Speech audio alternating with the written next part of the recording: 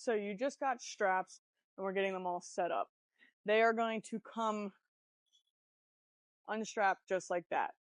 The first thing that we want to figure out is how to get these looped through the other way. There is a way that is easier to do this, so I suggest taking the time to figuring that out.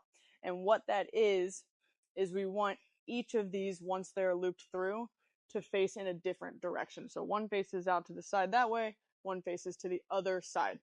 That is because we have a left and a right hand, so each hand is different in that sense.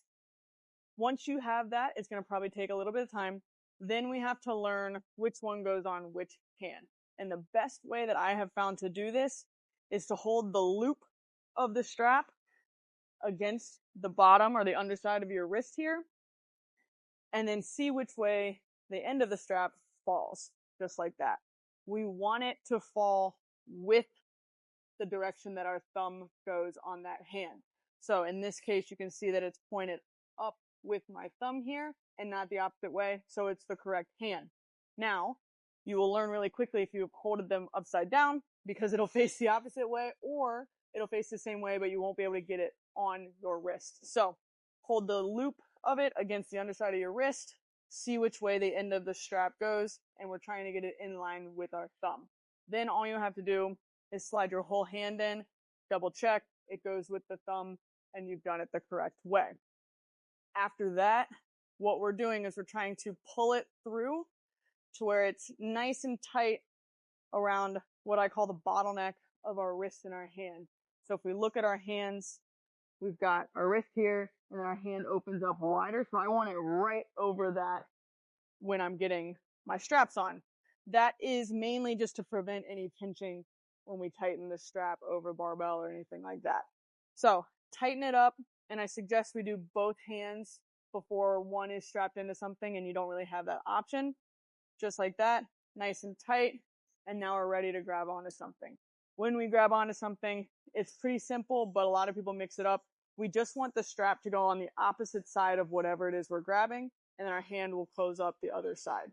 So if we have a dumbbell right here, a barbell, a machine, whatever it is, the strap wraps around towards the hand, and then the hand will finish it off and grab on like that. All that does is it lets basically the locking mechanism work better. So if it were to loosen via the hand, it'll fall into the strap better. If it loosens from the strap, it'll fall into the hand a little bit better. So again, just remember that the strap wraps around towards the hand, but from the opposite side, just like that. And then once you've done that, just cinch yourself tight and you're ready to lift. Okay. So when it comes to strapping in and grabbing onto the barbell, we want the strap on one side and the hand on the other. I recommend you start with your less dominant side, your less dexterous side, so that you can use the other hand to help out. And then that way when it's done, your other side, which should be better at kind of maneuvering, is left to its own devices. So strap on one side of the barbell, hand on the other. We're going to get this and nice and tight down by where the strap inserts on the opposite side. And then I like to do 1 and 2 right over. And then I like to grab it like that.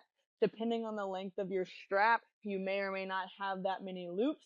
So figure out what your strap is able to do. And then from here, we're going to basically cinch it tight for now I can feel the tension at the point where the strap meets my wrist. Just like that. And then the other hand will be the same, just on its own. So it'll look like this, just by itself. And then again, cinch it tight to begin.